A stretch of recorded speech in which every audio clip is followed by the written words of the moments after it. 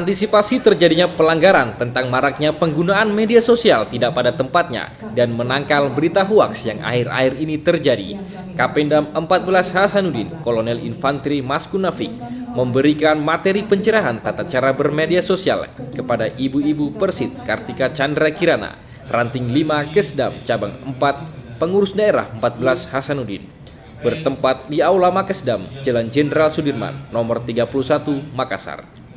Dalam kesempatan ini, Kolonel Maskun mengajak kepada ibu-ibu Persit agar bijak dalam menggunakan media sosial. Lebih lanjut, Kapendam menjelaskan bahwa bersosial media tidak dilarang, namun harus pandai memilah dan memilih mana yang baik dan mana yang buruk untuk organisasi, rekan maupun keluarga. Di tempat yang sama, Kakumdam 14 Hasanuddin, Kolonel CHK Romelu Napitupulu mengulas tentang pemberian bantuan hukum atau bankum kepada prajurit maupun keluarga dalam menyelesaikan berbagai masalah yang berkaitan dengan hukum.